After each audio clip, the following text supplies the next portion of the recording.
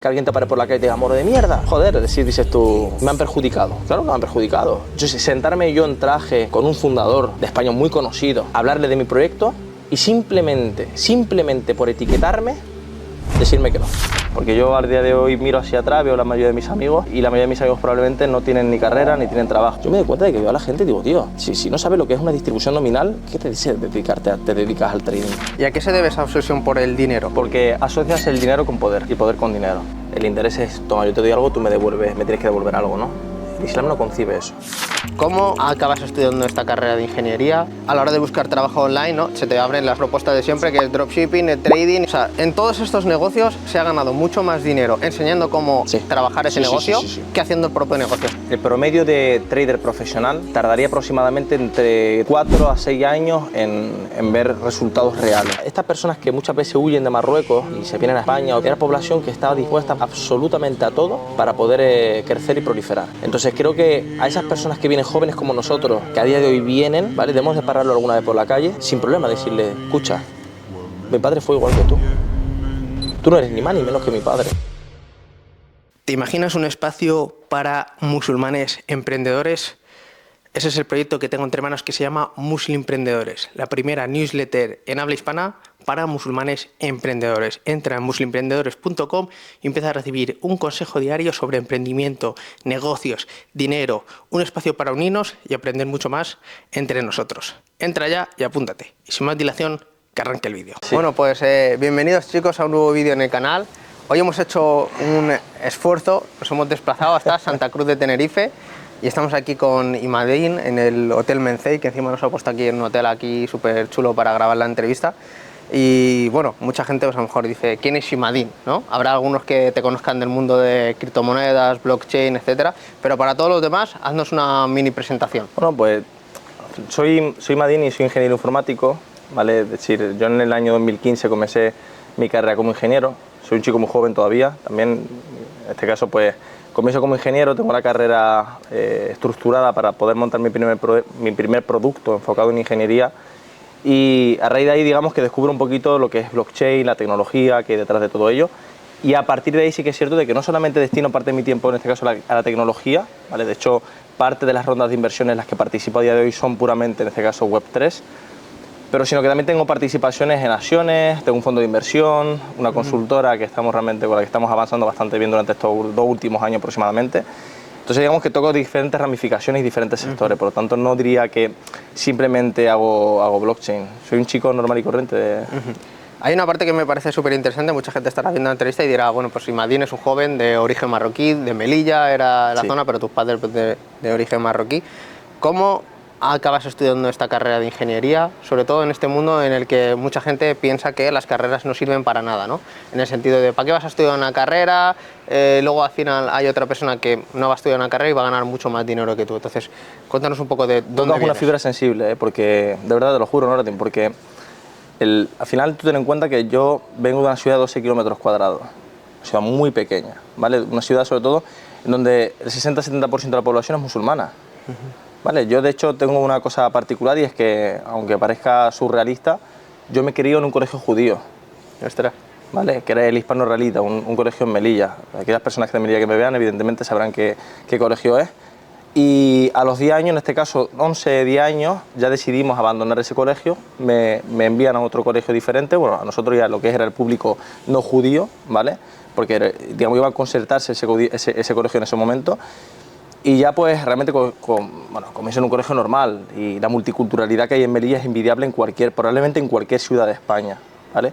A raíz de ahí yo tengo dos cosas que hacer en mi vida. En este caso, tomar la vertiente de lo que hace en este caso el ciudadano promedio, que es no estudiar y no hacer absolutamente nada y dedicarme a trabajar, a depender de otros factores externos que yo no controlo, o a buscarme evidentemente mi propio pan. Entonces ya claro, yo siempre he tenido la idea de que estudiar te vaya en este caso más buenos resultados que malos resultados, porque si tú te das cuenta al final, el porcentaje de población que conocemos, ¿vale?, que estudia y tiene éxito es mucho más alto que el que realmente no estudia y tiene éxito, ¿no? Porque los casos realmente que más conocemos a día de hoy son personas que no estudian, no han dejado la universidad, son casos muy aislados, ¿no?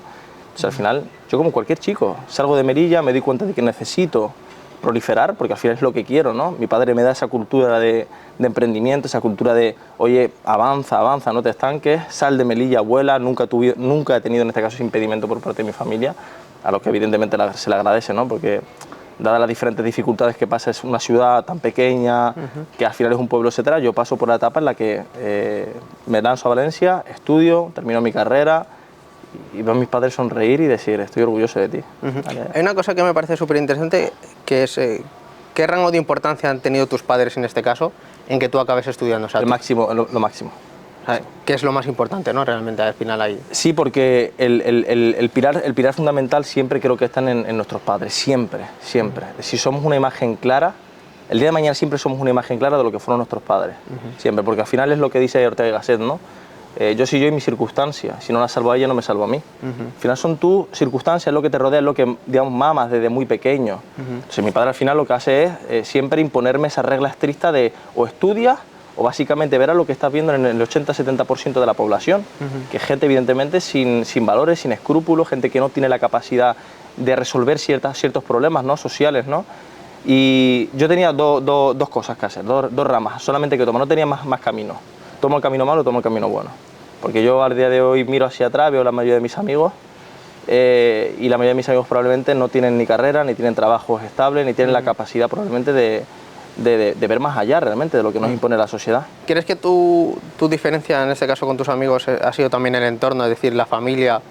¿Y qué es lo que hace también que muchos, o sea, desde tu opinión, ¿no?, como joven que ha vivido, crecido en Melilla, que es una zona también con mucha gente de origen marroquí, como tú has dicho, ¿qué circunstancias son las que hacen que nuestros jóvenes estén abandonando la idea de estudiar y prefieran directamente pues lanzarse al mercado laboral y no tomar esa vía de estudio? Como que se ha dado esa idea de que estudiar es para frikis, ¿no?, por así decirlo. El principal problema, ¿sabes cuál es? No tener esto. Referentes. No. Sí, no tener referentes positivos ni personas que promuevan esa palabra del progreso. Del progreso ni lineal y no exponencial, o el progreso simplemente que se acoge a las leyes fundamentales de la naturaleza, y es básicamente el conocimiento. Lo que no podemos hacer es pretender ver o tener como referente al único caso aislado que poníamos antes, que se hace millonario o que coge dinero pues con ciertos factores realmente que no dependen en su mayoría del estudio, ¿no? Dependen de otros factores.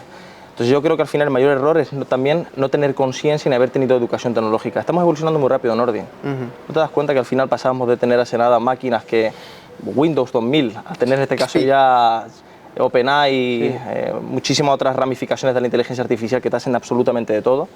Evolucionamos muy rápido, y el ser humano no sé si tiene conciencia o tiene capacidad evolutiva de la misma forma en la que lo ha hecho la tecnología. Si nosotros no tenemos conciencia sobre lo que ocurre en nuestra sociedad, ni tenemos la capacidad de evolucionar como lo hace la tecnología, no tendremos educación nunca. Entonces el problema principal creo que está enfocado en este caso en las redes sociales. ¿Y a qué se debe esa obsesión por el dinero? Es decir, medir todo el éxito simplemente por lo monetario, ¿no? Es decir, una persona más exitosa que otra simplemente por lo monetario, con lo cual si una persona es a lo mejor ingeniera o investigadora y quizás gana muy poco dinero, no se le considera exitosa. Porque asocias el dinero con poder y poder con dinero, ¿no? En ese binomio siempre, ¿no? Y creo que al final nunca se quiere dinero realmente, lo que se quiere es poder. ¿Me explico? Entonces la única forma de acceder a ese poder es mediante evidentemente lo material siempre, desde una perspectiva social tal y como lo conocemos, ¿no? Pero es que el poder también es decir, el conocimiento también es poder. Tú quítale a Steve Jobs o quítale en este caso por así decirlo, a muchos grandes CEO fundadores en su momento, le quitas ese dinero, como por ejemplo cuando lo echaron de su propia empresa y volvieron a construir todo ese legado y construyeron ese legado, independientemente de muchas ramificaciones que tuvieron mal en su vida, porque evidentemente todo creo que tenemos ese lado oscuro, ¿no? Que nos atormenta siempre, pero al final es eso, asociar dinero con poder. Entonces cuando quieres poder, lo único que haces es digamos, intentar conseguir un medio para conseguirlo. Que la forma más rápida es el dinero, efectivamente, asociar el dinero, ¿no? Sí, porque también es al final, entre comillas, lo que puedes ganar, entre comillas y muy de forma por encima, es lo que más rápido puedes ganar. Sí, y es lo que veas en tu día a día, lo que mamas en tu día a día, porque ¿qué tienes tú ahora mismo? 1 euro, 2 euros, 50 euros, 100 euros, tienes dinero efectivo, tienes cash con lo que puedes moverte, ¿no? Y te sientes realmente poderoso cuando tienes una cantidad importante de dinero. Pero claro, cuando tienes una cantidad importante de conocimiento, no lo asocias a poder porque simplemente la mayoría de las personas no lo tienen. Entonces, no tenerlo, no verlo como algo material es muy difícil categorizarlo, etiquetarlo como algo que te puede en este caso dar poder. Muy buen punto. O sea, al final el conocimiento es apreciado por aquellos que tienen conocimiento. Totalmente.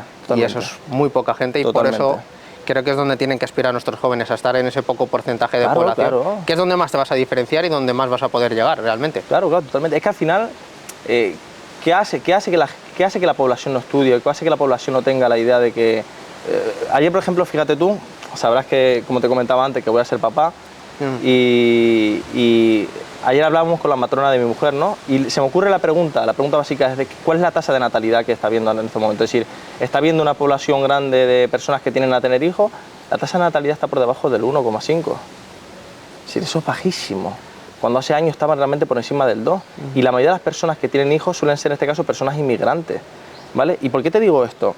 Por el mero hecho de que al final, digamos, no tendemos a tener conciencia de que la mayoría de nosotros, la población se reduce a niveles realmente que no nos permiten avanzar en términos de economía, en términos evolutivos, en términos de conocimiento, en términos de tal, y al final lo que hacemos básicamente es reducir en todo ello. No sé, es algo peculiar. Muy interesante. Vamos a pasar a la parte en la que te vas a Valencia. Entonces, pues sales de ahí, estudias en Valencia, entiendo que terminas de estudiar. Sí. ¿Cómo pasas de terminar una ingeniería a entrar en todo este mundo de inversiones? Yo empiezo antes. Yo empiezo justamente en ingeniería y te lo resumo. Mijay, yo vivía en un piso compartido con un chico rumano, un chico argentino, pero español, ¿vale? Origen argentino, y otro chino. Es decir, eso era una buena mezcla. Eso era Silicon Valley tal cual, es decir, la imagen de la serie de Silicon Valley tal cual. Y claro, ¿qué pasa? Que a mí Mijay en su momento me decía que tenía un primo que era ingeniero, etcétera, y descubro con él un poquito las criptodivisas en el primer año de ingeniería, Y al descubrirlo, pues veo evidentemente ese potencial, porque yo vuelvo a decirte, mamo esa cultura digital gracias a mi padre. Mi padre me impone siempre, yo tengo mi ordenador siendo muy pequeño, aprendo a programar siendo muy pequeño. Entonces digamos que soy esa parte plus, tengo esa parte plus o capacidad técnica que me permitía en su momento ver y decir, hostia, ¿esto qué es? Esto que rompe el sistema, va en contra del sistema, en un momento evidentemente en donde veníamos tras casi 8 o 7 años de una crisis económica muy fuerte, que fue la crisis del 2008, ¿no? Sí. Entonces yo veo en este caso eso y digo yo, vale, me gusta lo que veo, me gusta esto. Y decido invertir mis ahorros. Tenía en este caso ahorrado dinero del deporte, que yo hacía en su momento, y algunas cositas. Y al final pues surge la idea de lo que yo no recomiendo ahora después de profesionalizarme, y no inviertas evidentemente dinero que necesites, ¿no? Yo en ese momento necesitaba ese dinero. Me sale bien, pero no sale siempre bien. La mayoría de las veces probablemente salga mal. Entonces conozco básicamente el mundo de las criptodivisas, invierto en ellas y a raíz de ahí digo, vale, si las inversiones promueven un retorno, ¿qué puedo hacer yo evidentemente para que eso todo que me permita tolerar menos este riesgo, ¿no? Y empiezo en este caso a indagar en otros mercados, a hablar con profesores de universidad de otras carreras que me presentaban, me recomendaban, y hubo sobre todo una federación muy pequeña que se montó en Valencia cuando yo trabajaba en Sopra, que era Avalbit, una pequeña asociación sin ánimo de lucro, ¿vale? Nos reuníamos, hablábamos sobre criptodivisas, nos conocimos y ahí conocí a mucha gente interesante. Y a raíz es cuando vi en este caso pues que no solamente se aislaba simplemente a una inversión propia, sino que mucha gente realmente escapaba del sistema en el que estamos encerrados en cierta medida, ¿no? Y ya empezó a ramificar. Empieza a ramificar en acciones, empieza a ramificar en startups, empieza a ramificar en muchísimas otras divisas, monto mi fondo, estructuro mi empresa y a raíz de, evidentemente, pues doy el salto a lo que a día de hoy estoy haciendo. Pasas de Valencia, empiezas a trabajar ahí, empiezas con todo este mundo de inversiones, luego también pues conoces mucha gente ahí del mundo de inversiones también para trabajar con ellos. Bueno, lo que hice básicamente fue, hice una recolección de inversores. Presenté resultados, presenté trimestrales, anuales, intenté hablar con ellos y convencerlos. Y sí que es cierto que tuve mucha suerte, mucha suerte, ¿vale? Que es un factor que mucha gente no suele mencionar, la suerte, ¿no? No, la gente suele olvidarse de la suerte. Y la suerte, al final, es cierto de que la tienes que perseguir. Lo que no puedes es sentarte en tu casa y pensar de que la suerte te llega sola. Me explico, la suerte creo que al final es una posible consecuencia de las acciones que tú estás tomando. Y siempre digo una cosita, La suerte es el cruce entre la oportunidad y el conocimiento. Claro, cuando tienes una buena oportunidad y tienes ese conocimiento para aprovechar. Surge eso, y nosotros, algunas personas le llaman suerte, pero no es suerte realmente. Bueno, el rizq de Allah, que mucha gente dice, oye, es que pero estás haciendo algo para poder llegar a estar en ese lugar concreto para que te llegue esa nosotros le llamamos ese destino, ¿no? Claro. Ese rizq de Allah que al final nos ponen, ¿no? No impone, pero claro, desde el desconocimiento de otras personas, llamémosle en este caso ese rizq a la oportunidad del conocimiento y el desconocimiento, y evidentemente la mano que obra, ¿no? Una duda que tengo ahí, te mudas para Tenerife, ¿por qué? Vale, tocas otro tema difícil, ¿vale? Y es porque a mí me llaman desde aquí de una empresa, estuve en este caso conversando con unos chicos de aquí, me mudo, les intento ayudar en este caso en un proyecto, sale mal, acabamos rompiendo en este caso hilos muy rápido, por ciertas cosas que evidentemente a mí no me gustaban, y a raíz de ahí decido en este caso separarme y seguir toda mi estructura fiscal, montarla aquí en Tenerife, porque me di cuenta evidentemente de que estamos ante posiblemente las Islas Vírgenes de España, es decir, estamos ante una zona de asilo fiscal, por así decirlo. Sí, que tiene bastantes oportunidades a nivel muchísima fiscal. De crecimiento. Yo vi una oportunidad de crecimiento que es muy buena, porque crecíamos muy bien en la península, sí que es cierto que en península tienes mucha competencia, ¿vale? Sobre todo no tienes esa oportunidad de crecimiento, porque es lo que digo, ¿no? En una isla rápidamente te expandes, ¿no? Y que salir a la península es muy fácil. De hecho, no te das cuenta que muchas empresas que nacen aquí proliferan muy rápido en la península. ¿Pero por qué? Porque son muy conocidos aquí, y ese conocimiento orgánico, esa difusión orgánica, ese marketing orgánico, del boca a boca se traslada muy rápido a la península. De canarios que salen a la península, empiezan a hablar sobre nosotros, etcétera. Tú ya comienzas realmente el periodo de expansión.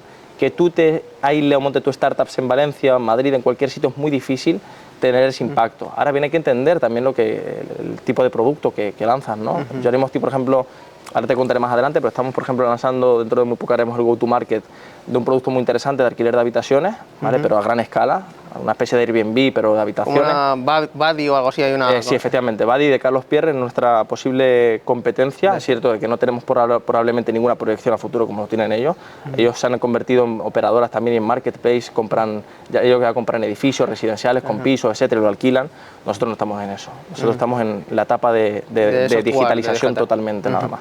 No somos capaces de comprar. Pues cuéntanos un poco a lo que te estás dedicando ahora mismo. Sí, a ver, yo en este caso, en mi fondo de inversión nosotros gestionamos tanto carteras a largo plazo como carteras a corto plazo. Cartera cortoplacista, yo como hobby tengo en este caso lo que es el day trading. Enseño sobre todo de forma totalmente gratuita a la gente en este caso a ver que existe el caso real de trader, el caso real de inversor, que sin ánimo de lucro puede ayudar a la gente. Y sobre todo enseñarles que hay un historial completo de operaciones, hay un historial completo, porque claro, Wall Street, ¿vale? Lo que era Wall Street en Estados Unidos se traslada recientemente en este caso a los países hispanoamericanos, hispanohablantes. ¿Y por qué? Porque siempre digo, ¿no? En los países europeos, los países latinos, tienen, digamos, ese pequeño retardo, ese pequeño jet lag de toda la moda, las tendencias que ocurren ahí, llegan realmente muchos años de oportunidad. Claro, efectivamente. De hecho, muchos CEOs, fundadores de la industria textil, siempre acuden en este caso a Nueva York, acuden a las grandes esferas, por así decirlo, cogen información, recopilan información y la trasladan aquí imponiendo esas tendencias aquí, porque nosotros tenemos ese jet lag, ¿no? Entonces, ¿qué pasa? Que creo que el trading, las inversiones, criptos, todo eso, sufre de un problema. Y es que realmente viene de Wall Street aquí, se impone aquí, cuando Wall Street toda esa falsedad, esa máscara, ya imponiéndose muchísimos años. Entonces aquí nace ese típico joven en un momento difícil de gano dinero dedicándome al trading. El trading es un trabajo como cualquier otro. Las inversiones son un trabajo como cualquier otro y muy sacrificado. Yo siempre les digo a la gente que es un deporte de alto rendimiento. Tienes que tirarte muchas horas recopilando datos y no pensar en trading, pensar en que estás ante un negocio muy estadístico. Tienes que recopilar muchos datos, tienes que obtener mucha información, sintetizarla, y para eso tienes que tener un dominio científico muy claro. Yo me doy cuenta de que veo a la gente y digo, tío, si no sabes lo que es una distribución nominal, ¿qué te dice te dedicas al trading? ¿Qué te dedicas al trading? Que muchas veces se ve como una opción más sencilla de ganar dinero. Pues es la opción más difícil. Es la opción más difícil, correcto. Y entonces creo que también es muy interesante para muchos jóvenes que siempre a la hora de buscar trabajo online, ¿no? Se te abren las tres propuestas de siempre, que es dropshipping, trading y alguna que otra... Ha habido fiebre de ciclo, si te has dado cuenta, ¿no? Sí. Empezamos en su momento con el posicionamiento SEO, ¿te acuerdas, no? Sí, el SEO, el de las palabras SEO, ahora lo del tráfico, que es lo de... Efectivamente, tráfico orgánico, etcétera, claro. Pasamos de esa etapa a la etapa del e-commerce, utilizando Shopify y otras herramientas, de ahí al trading, y evidentemente ahora estoy viendo signos de que la inteligencia artificial es el nuevo modelo de riqueza fácil. Tú sabes Pero es que esta gente gana mucho dinero, o sea, se está hablando, o sea, en todos estos negocios se ha ganado mucho más dinero enseñando cómo trabajar ese negocio que haciendo el propio negocio. Es decir, podría decir que el 3, 4, 5% de los e-commerce de España son los que realmente han tenido éxito y el resto se han dedicado a venderte cómo crear un e-commerce. Y ahí está esa fiebre especulatoria que está dañando a nuestros jóvenes, porque muchos de ellos ven a lo mejor a un trader que está operando una cartera con gran capital o que a lo mejor está utilizando a otras personas para operar, pero realmente ¿de dónde ha sacado ese capital para empezar a operar? No se cuenta el inicio, porque nadie aparece con una cartera de $500.000 de la nada. ¿De dónde has sacado ese dinero? Porque no has podido empezar con 5.000 euros, ni apalancándote todo lo que tú quieras. Es imposible. Entonces, inviable. Es inviable. Sí, que hay alguno que otro que ha tenido suerte de comprar Bitcoin en su momento y... Es inviable, lo que dicen los americanos sin Facebook. Es decir, no se tienen las capacidades o no existe una probabilidad muy baja de que se consiga eso así. La gente se fija en el 0,0001%, que a lo mejor lo que te he dicho, ha tenido la suerte, ha comprado Bitcoin sin querer, tenía 30 Bitcoins y de repente se levanta un día, ostras. Totalmente. Pero no todo el mundo ha pasado esa etapa. Además, me has contado, estás con proyectos de inversión a largo plazo, proyectos de inversión a corto plazo, que también inviertes en startups, ¿no? Sí. ¿Y alguna que otra cosa más? La consultora que estaba comentando, lo que es lo que nosotros estamos estructurando. Diferentes productos. Tenemos el producto, luego te lo enseñaré si quieres, una especie de trading journal a gran escala. Intentamos por lo menos crear una herramienta que permita sobre todo a los usuarios más profesionales sobre todo recopilar los máximos datos posibles sobre sus operaciones, obtener información sobre cuáles son las mejores operaciones que suelen hacer, en qué mejores tiempos, cómo etiquetan esas operaciones, porque vuelvo a decirte, es que el trading es estadística. Si tú no tienes ninguna capacidad, digamos, de estructurar esa estadística, como lo harías tú, lo haría cualquier persona en un motor, como un Excel, por ejemplo, no te dedicas al trading, Nordin. Sí, entiendo. Es que, de verdad, llega un momento en el que digo... Pues me gustaría aprovechar esta oportunidad que te tenemos aquí como persona que conoce del mundo de las inversiones y del trading. Para todos aquellos jóvenes, y recibo muchos correos, tengo una newsletter, que por cierto, si no estáis, muslimemprendedores.com, para musulmanes emprendedores. Estás haciendo una gran labor y lo sabes. Y me comenta hace poco un joven, oye, que estoy con el trading, estoy aprendiendo, etcétera, he gastado un dinero en aprender trading, tengo un maestro que me está enseñando una estrategia diferente y me está enseñando algo, y al final me dice, oye, ¿esto lo ves práctico o no lo ves práctico? Mi consejo fue el siguiente y tú ya me puedes decir. El tiempo que vas a invertir al final en aprender trading teniendo en cuenta que tú no tienes capital, porque su idea era acabar en una empresa, trabajando como broker, etcétera. Y digo, es que al final eso es el 1%. No es una forma de trabajo que tengas asegurado 100% que vas a acabar trabajando. Te asegura más probablemente... A ver, el promedio de trader profesional tardaría aproximadamente entre 4 a 6 años en ver resultados reales, ¿vale? Eso de me están enseñando una estrategia, en primer lugar, no lo llego a comprender muy bien, ¿vale? Porque no hay una estrategia definitiva, es que no existe. Los mercados son muy irracionales, los mercados se mueven por muchísimas narrativas, ¿me explico, no? Un día lo hace por la guerra entre Israel y Palestina, al otro lo hace evidentemente por Rusia y Ucrania, que al otro lo hace por otro evento inusual que desconocemos. Entonces, no hay una estrategia definitiva que te permita establecer criterios sobre si estás ganando o no estás ganando al mercado, porque lo que tú tienes que hacer es vencer al rendimiento promedio que te da ese mercado, ¿no? ¿Qué pasa? Que al final, que te digan hay una estrategia o hay algo, ya estás cometiendo el primer paso erróneo para probablemente no trabajar en ningún broker, que es pensar que alguien te va a enseñar una estrategia. Recopila datos, vuelvo a decir, funciona con esos datos, intenta ver anomalías en esos datos o encontrar, digamos, desequilibrio en esos datos que te permitan tener una ventaja tuya y evolucionar con esa ventaja, porque tienes que evolucionar con esos datos. Porque vuelvo a decir, como el mercado, yo siempre le digo a los chicos, ¿vale? Y el mercado es la fusión de todas las mentes irracionales que existen en la Tierra. ¿Por qué? Porque alguien se está jugando, de si tú quieres abrir una operación y alguien se está jugando el mismo dinero que tú en otra posición contraria en otro lado del mundo. Si yo, por ejemplo, compro algo, alguien me lo está vendiendo, ¿no? Es decir, yo no puedo comprar si alguien no me lo vende. Entonces, ¿qué me dice a mí que la persona de atrás no tenga más datos o tenga más información de la que tengo yo en este caso? ¿Me explico, no? Sí, sí, sí. Por eso digo, no hay una estrategia definitiva, si no, los mercados no funcionarían tal y como funcionan. ¿Alguna vez se puede ganar al mercado?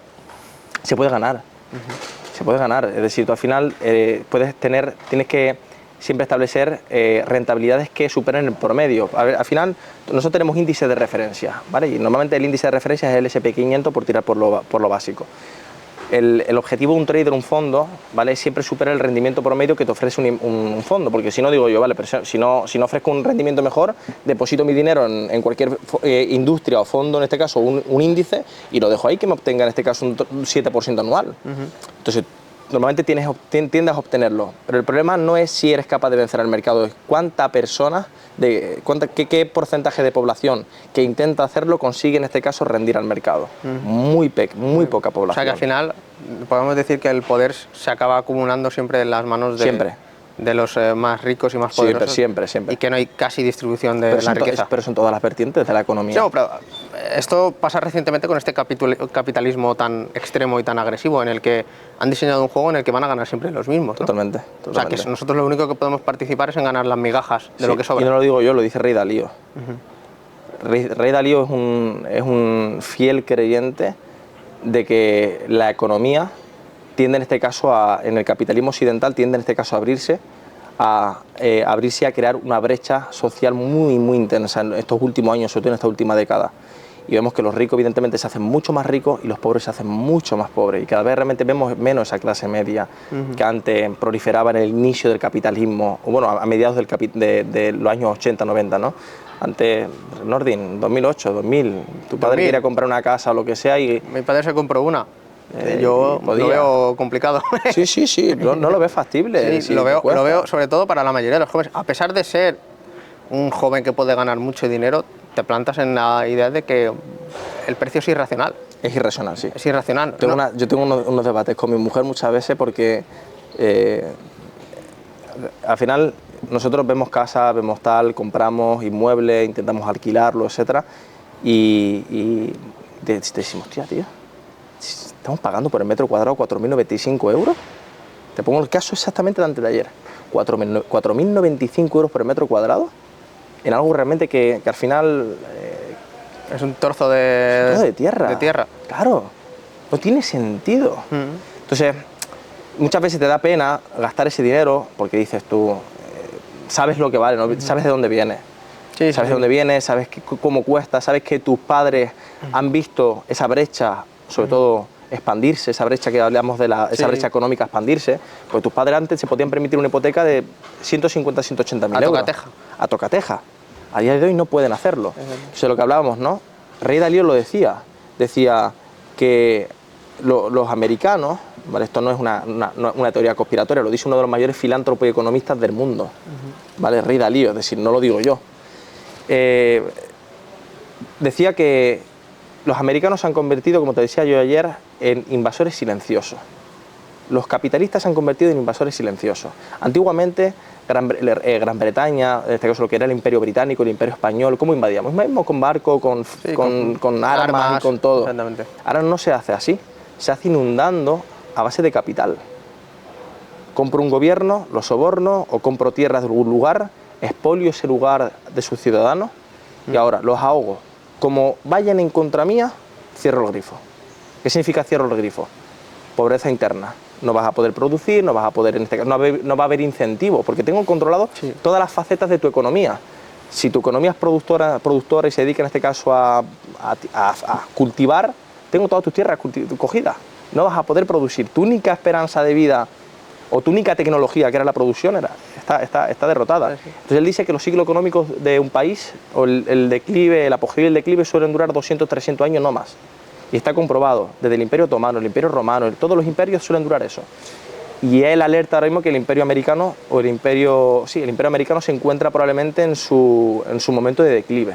De hecho, hay un libro muy interesante sobre el negocio, no sé si es Warlord o alguna cosa así, que es cómo Estados Unidos envía a ciertos agentes a países, por ejemplo, africanos, en los que se soborna y se mantiene a ciertos líderes dictatoriales que acaban expoliando su propio país, y estos son financiados por las propias empresas que quieren llegar a esos países. Por ejemplo, Totalmente. British Petroleum, uno de los ejemplos, que entra, o Shell. La mayoría de las empresas petrolíferas suelen hacer ese tipo de trabajo porque disponen de mucha infraestructura de material por la que realmente necesitan refinar. Al final ese dinero vuelve a Estados Unidos, con lo cual a ellos les interesa. Sí, totalmente. Me gustaría aprovechar este punto de lo que estás comentando para hacer un poco... Bueno, este podcast, como te he comentado anteriormente, va dirigido a una comunidad muy específica, que son nuestros jóvenes, primera generación, segunda generación, o musulmanes, no musulmanes, pero nuestros jóvenes que están ahora mismo perdidos en ese momento de la vida, que están buscando un oficio y que se están fijando en ese 1%, se dejan guiar por lo material y no son conscientes de la importancia que tiene la educación, ¿no? Porque al final, cuando uno tiene conocimiento, puede conocer este tipo de cosas y puede pues, ir decidiendo... ¿No te das cuenta, Nori, que estás haciendo la imagen perfecta de esa generación que lanza la cuerda a una generación de abajo porque ve que se hunde? Lanza una cuerda como para poder, en este caso, ayudar. Esa imagen de te echo una mano. Sí, bueno, yo lo que he visto hasta ahora es que en esta cultura occidental, podríamos decirlo, es una cultura tan individualista que es sálvese quien pueda. Totalmente. Me va bien.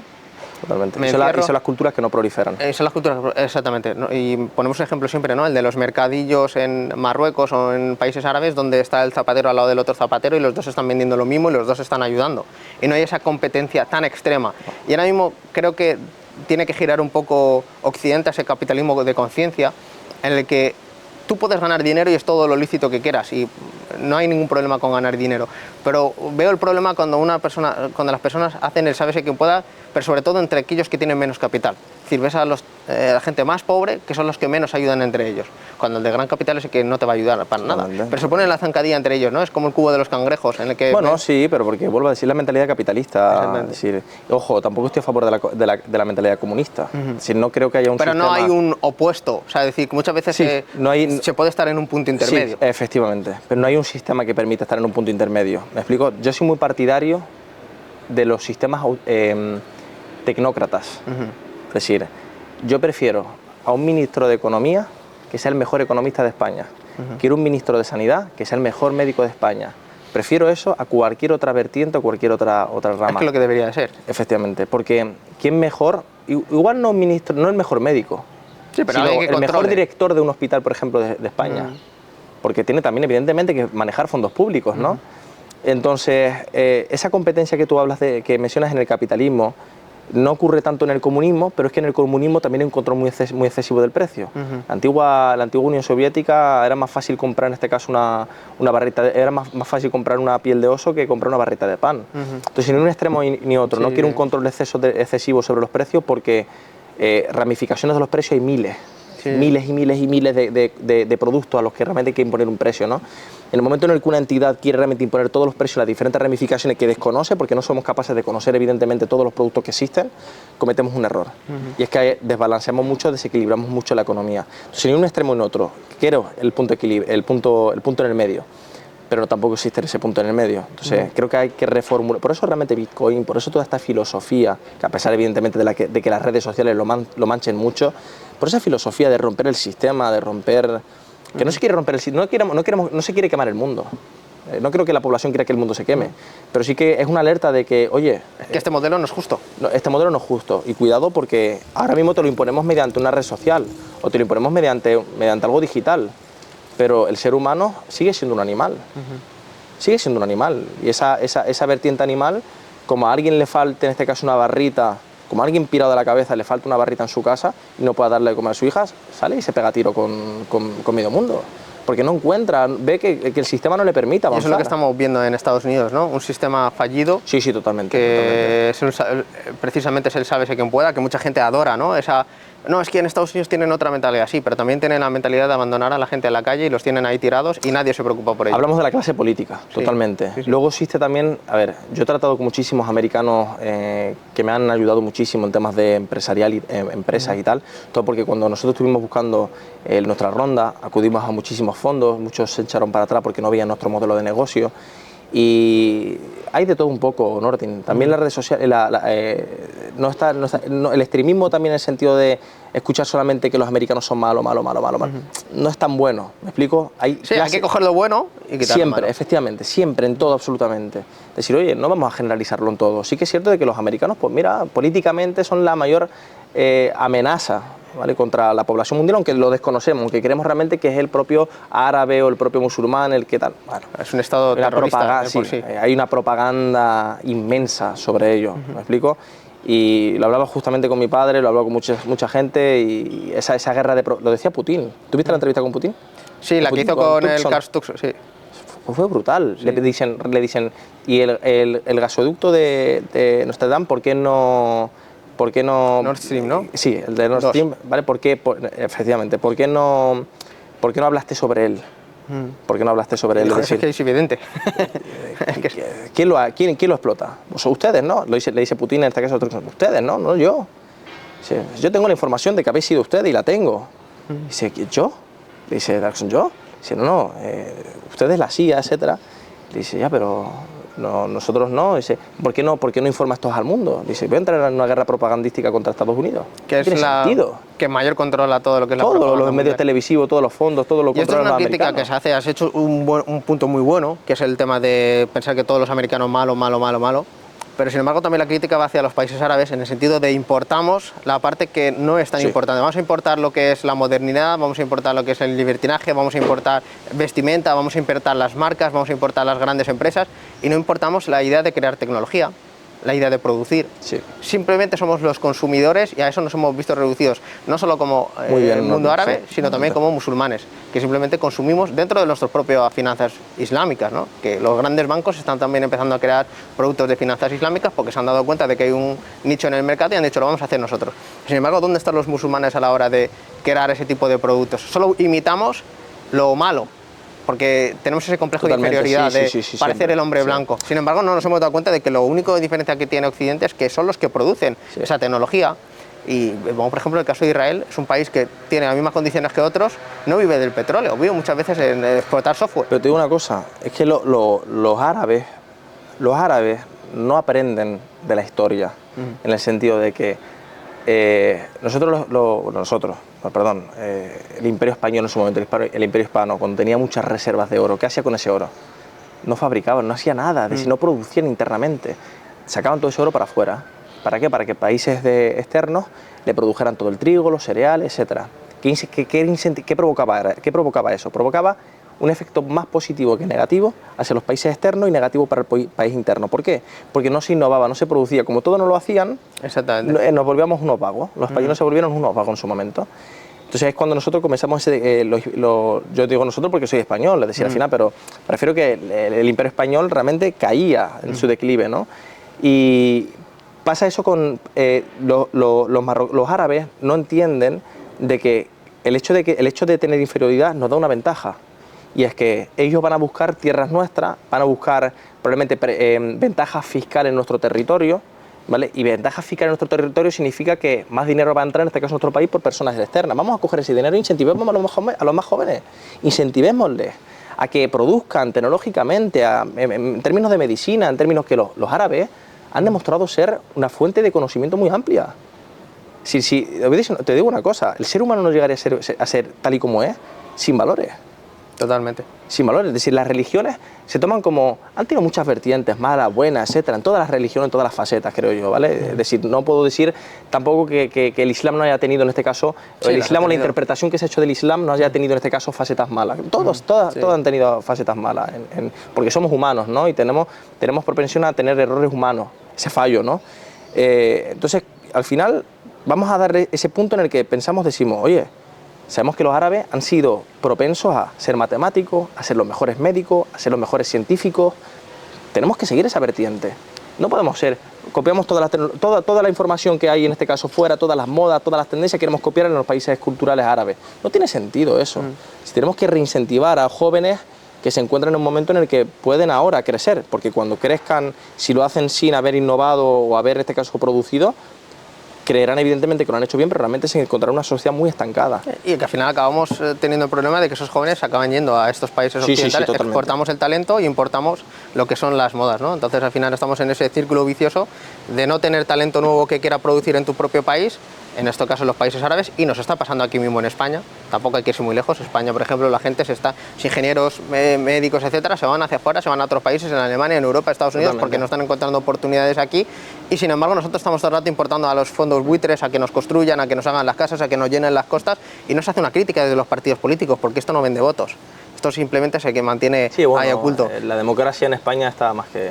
Te voy a dejar un último punto para cerrar, y es que a mí me llamó mucho la atención, estás con nosotros en el Zoco de la Última Medina, y un día estaban hablando de finanzas islámicas, y mi hermano pasó un tratado y dijiste, yo me lo he leído, etcétera, que me lo ha pasado mi padre, etcétera. Me gustaría que hicieses una crítica a este mundo capitalista desde esa perspectiva de finanzas islámicas. O sea, ¿qué es lo que tú has podido aprender que tiene como ventaja esa finanza islámica, o que te ha llamado la atención a la hora de leer sobre ello? Bueno, el hecho de que el mundo capitalista no haya encontrado... A ver, la palabra interés. Interés. Ya de por sí el ser humano concibe la palabra interés, independientemente de la fase de su concepto, de su modus operandi en la economía. El interés es, toma, yo te doy algo, tú me tienes que devolver algo, ¿no? El Islam no concibe eso. El Islam concibe, en este caso, el hecho de que yo te dé algo sin que tú realmente me tengas que devolver algo realmente adicional. Existe muchísimo, podemos creo que proliferar en cierta medida una rama de nuestra economía capitalista en ese sentido. Vamos a evitar que siempre exista un toma pero dame más y devuélveme, o busca en este caso el arbitraje, o busca en este caso comisiones muy grandes, anómalas, porque lo que hace básicamente es crear esa brecha precisamente, ¿me explico? ¿No? Porque al final, si yo necesito financiación, necesito cualquier cosa y necesito captarla por tu parte, lo que no puede ser evidentemente es que me cobres, porque el sistema te lo permita, me cobres intereses muy desorbitados. Evidentemente, los países islámicos prohíben y tienen muy claro el hecho de que eso no puede estar permitido. Hay muchas ramificaciones también de las finanzas islámicas, y es que no podemos comparar a Dubái con Marruecos, no podemos comparar a Arabia Saudita con Dubái tampoco. Hay muchas ramificaciones e interpretaciones de lo que es el interés, en este caso, y esa posible interpretación crea un margen, ¿no? Un margen de, bueno, pues yo impongo el interés, en este caso un interés compuesto. El interés compuesto, por ejemplo, está muy mal visto en nuestras finanzas, está muy mal visto en este caso el expoliar capital ajeno, está muy mal visto. Eso estaría muy bien implementarlos en sociedades occidentales, en una sociedad occidental, al final. Pero bueno, se tiene esa perspectiva de que al final el Islam es algo retrógrado, ¿no? Desde la perspectiva del hombre occidental, también mucho por los medios y mayormente por el desconocimiento, se hace esa propaganda negativa. Pero yo, indagando un poco, lo que me he dado cuenta es que realmente el Islam protege la propiedad privada, pero al mismo tiempo también protege al pobre y al más necesitado, porque obliga a la persona que tiene más poder adquisitivo a repartir parte de su dinero. No es una parte muy grande, es el 2,5%, tampoco es una barbaridad, pero se tiene ese concepto de la riqueza en manos de personas justas, ¿no? El concepto de rico y justo, es decir, si yo tengo un gran capital, voy a utilizarlo también para ayudar y proliferar mi sociedad donde estoy viviendo, ¿no? También es el ideal. El ideal. Pero, Nordin, hombre, obviamente no se aplica. No se aplica, Nordin. No se aplica, pero tenemos que buscarlo, y eso es la diferencia. Que cuando una persona, o sea, en esta newsletter estos días lo que he estado enviando es la idea del concepto de una persona rica y justa, ¿no? Muchas veces no tiene por qué ser, porque el Islam no está en contra del concepto de que una persona tenga dinero, para nada. Tú puedes tener todo el dinero que tú quieras. Lo que está en contra es que esa parte de ese dinero que tú tienes que dar a los pobres o necesitados no la estés dando, ¿no? Pero también está en contra de que tú tengas una responsabilidad, que es tener ese dinero, y tú no ayudes en nada en tu sociedad, simplemente que tú mires hacia otro lado. Y yo creo que eso también es algo que nos está pasando, ¿no? Que vemos a gente que tiene mucho poder adquisitivo, pero por ejemplo ni siquiera invierte su tiempo en enseñar a otras personas. Pero es que en todo el mundo, ¿no? Exactamente, pero por eso mismo tenemos que volver, creo, a hacer relecturas del pasado, que nunca aprendemos del pasado lo suficiente, para poder intentar implementar ciertas ideas que creo que a día de hoy se necesitan, sobre todo el concepto de justicia, el concepto de fraternidad, el concepto de comunidad. Pero es que el primer paso para hacerlo es leer. Efectivamente. ¿Y cuál fue la primera palabra que se reveló? Iqra. Totalmente. Lee. Y a la gente se lo olvida.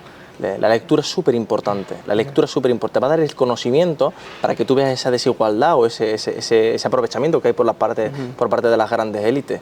Y te digo una cosa, es decir, yo lo digo mucho y no me importa decirlo, en los países árabes también está este elitismo que se crea. En Marruecos, claramente, a pesar de lo que ocurre, hay un gran elitismo, es decir, y vemos una división social muy potente.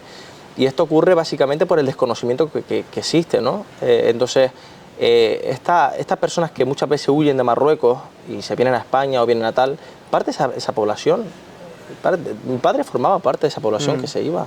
Yo no tengo vergüenza nunca en decirlo, pero el punto está en que parte de esa población que se iba antes era población que estaba dispuesta absolutamente a todo para poder crecer y proliferar. Entonces creo que a esas personas que vienen jóvenes como nosotros, que a día de hoy vienen, ¿vale? Debemos de pararlo alguna vez por la calle, sin problema, decirle, escucha, mi padre fue igual que tú. Tú no eres ni más ni menos que mi padre. Estudia, trabaja. Que tiene la oportunidad. Hazlo, Teo. Tienes la oportunidad de hacerlo. ¿Quién te lo impide? ¿Qué te impide a ti en una sociedad como la española? Da igual la cantidad de discriminación que exista. Da igual la cantidad de racismo que exista. No te perjudica, es decir, te puede perjudicar psicológicamente. Claro que te puede perjudicar psicológicamente. Tiene un impacto, joder, que alguien te pare por la calle y te diga, amor de mierda. Joder, es decir, dices tú, ¿qué? ¿Te molesta? ¿Te puede doler? No vamos a ser insensibles. Sí, totalmente. ¿Vale? Pero aún así, creo yo que si tú tienes claro tu objetivo, y tu objetivo es hacer que los que te vean crezcan igual que tú y sigan ese camino, porque tú vas a ayudar, vas a aportar, te van a aceptar el día de mañana y vas a hacer que tu pueblo domine o tu pueblo prolifere, te da igual un insulto, te da igual cualquier cosa. Yo, Nordin, he tenido actos racistas contados con la mano, ¿vale? Y me han perjudicado, claro que me han perjudicado. Sentarme yo en traje con un fundador de España muy conocido, hablarle de mi proyecto y simplemente por etiquetarme, decirme que no. Por la etiqueta. La etiqueta. De tener los orígenes que tengo. ¿Me explico? Ahora bien, se arrepiente a día de hoy. Claro, y al final hay que utilizar los medios y el sistema que tenemos para intentar aprovechar estas oportunidades. Claro. Y eso es a mí lo que me da pena a muchos jóvenes, que están tirando a la borda un mar infinito de oportunidades en las que tú realmente, con educación, el límite lo pones tú. Sí, a ver, la cantidad que vas a ganar, a lo mejor no eres millonario, pero igual puedes tener una... Es que no necesitas ser millonario, ¿no? Exactamente, es lo que te iba a decir. Milan Kundera decía, hay dos formas de dejar un legado, y el dinero no es una de ellas. Exactamente. La forma de dejar un legado es un recuerdo tuyo, ¿vale? Un recuerdo tuyo, una fotografía, que la gente vea algo sobre ti, es decir, una fotografía, un vídeo, algo de... un descubrimiento científico, una evolución, algo que te permita ver, ¿me explico, no? Un recuerdo hacia la gente que te viene por detrás tuya, de ver y decir, hostia, Nordin fue ese chico que montó el primer podcast español, que ayudaba en este caso a los jóvenes emprendedores. Sé quién es Nordin, deja ese legado, Nordin, ya estás dejando esa amiga hacia y es responsabilidad de todos, es lo que mucha gente dice, ¿qué hago? Pues trabaja para la comunidad por lo menos, ayuda a tu prójimo, si tienes la oportunidad, hazlo, empieza. Claro. Que muchas veces no se empieza. Pues nada, para terminar el podcast, si quieres ahí un mensaje para todos aquellos jóvenes que buscan un referente, que muchas veces piensan que por tener un origen o por venir de cierto determinado lugar no se puede. Un mensaje para ellos. Esto ya es sobre todo, lo más importante, piensen que al final lo fácil no lleva a ningún lado. El conocimiento, la disciplina, la paciencia, el querer también a las personas que te rodean, te hacen realmente el camino mucho más fácil, ¿vale? Porque el camino es difícil en todas las vertientes, pero tú tienes que facilitarlo, y todas las ramificaciones que existen siempre van a estar en el conocimiento, en la sabiduría, en la adoración evidentemente a tu cultura, la adoración a Allah en caso de que seas musulmán, o da igual de la religión que seas básicamente, pero acógete a tus principios, no dejes que la sociedad te guíe por otras facetas, ¿no? Y simplemente una vez que continúes ese camino y veas que tienes todas esas ramas cogidas, tu camino va a ser mucho más fácil. Si decides en este caso coger el camino fácil, que es el camino de no hacer absolutamente nada, probablemente en 15 o 20 años se convierte en tu camino más difícil. Pues Barakallahu Fik, muchas gracias por esta entrevista y espero que muchos jóvenes se puedan beneficiar de ella. Y nada, recordaros que os apuntéis a mi newsletter, muslimemprendedores.com, y os estoy dando ahí un consejo diario. Apuntaros, es lo importante. Barakallahu Fik.